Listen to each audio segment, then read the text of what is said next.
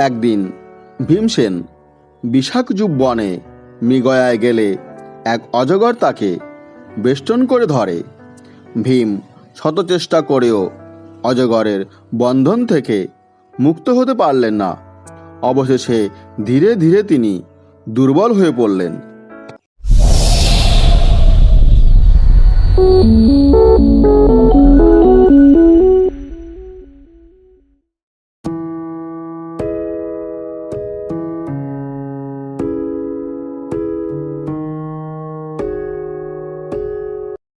যুধিষ্ঠির ভীমকে খুঁজতে এসে দেখেন এক অজগর ভীমকে বেষ্টন করে আছে।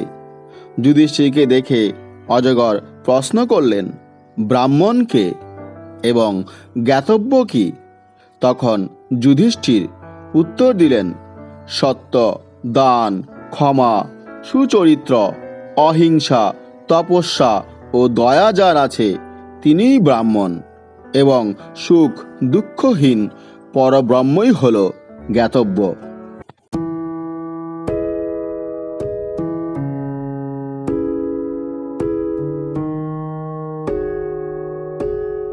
অজগর যুধিষ্ঠিরের উত্তরে সন্তুষ্ট হন এবং বিভিন্ন আধ্যাত্মিক বিষয়ে আলোচনা করে ভীমকে ছেড়ে দেন। এই অজগর হলেন তাদের পূর্বপুরুষ নহুষ, যিনি অগস্ত্যের শাপে অজগর হয়েছিলেন।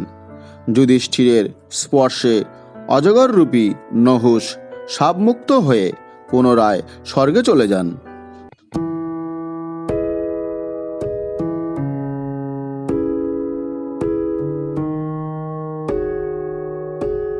বিশাখযুব বনে 1 বৎসর কাটানোর পর পাণ্ডবরা আবার কাম্যক বনে ফিরে আসেন। কিছুদিন পর সেখানে তাদের দেখতে শ্রীকৃষ্ণ ও তার পত্নী সত্যভামা উপস্থিত হন।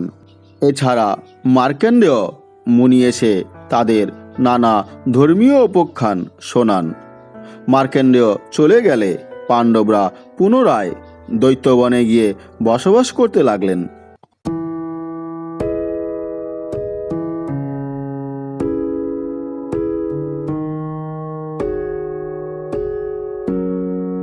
পাণ্ডবরা দ্বৈতবনে আছে জেনে দুর্যোধন, কর্ণ, শকুনি প্রভৃতি কৌরবরা দ্বৈতবনে আসলেন।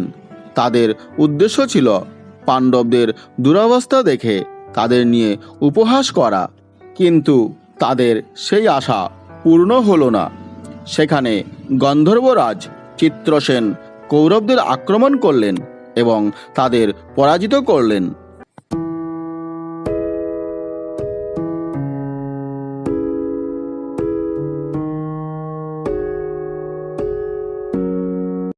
তখন কৌরব সৈন্যরা পাণ্ডবদের শরণাগত হলে পাণ্ডবরা চিত্রসেনকে পরাজিত করে কৌরবদের মুক্ত করেন।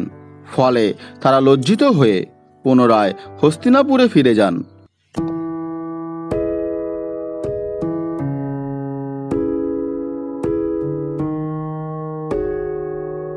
একবার দ্রৌপদী সূর্যদেবের কাছ থেকে এমন একটি থালা পেয়েছিলেন যে থালার বৈশিষ্ট্য হলো তিনি যতক্ষণ না পর্যন্ত খেতেন ততক্ষণ পর্যন্ত ওই থালার অন্ন ফুরাতো না।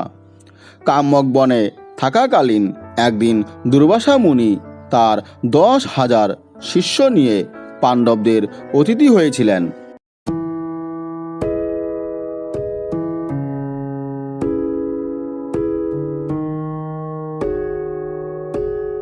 কিন্তু তখন পাণ্ডব ও দ্রৌপদীদের ভোজন শেষ হয়ে গিয়েছিল।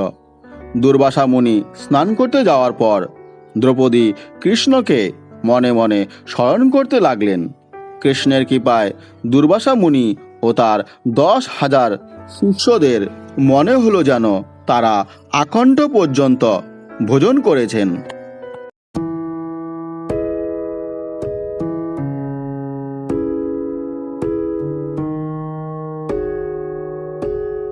তখন দুর্বাসা মুনি ও তার শিষ্যরা ভোজন করতে না এসে সেখান থেকে প্রস্থান করলেন। একবার জয়দ্রথ কাম্যক বনে এসে দ্রৌপদীকে দেখে মুগ্ধ হন এবং তাকে একা পেয়ে হরণ করেন। পাণ্ডবগণ মৃগয়া থেকে ফিরে দ্রৌপদীর ধাত্রীকন্যার মুখে শোনেন যে দ্রৌপদীকে জয়দ্রথ হরণ করেছে।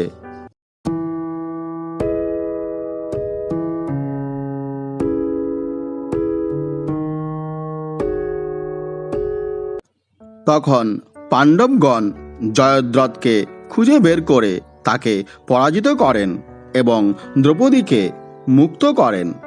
যুধিষ্ঠিরের দয়ায় জয়দ্রথ প্রাণ ফিরে পান।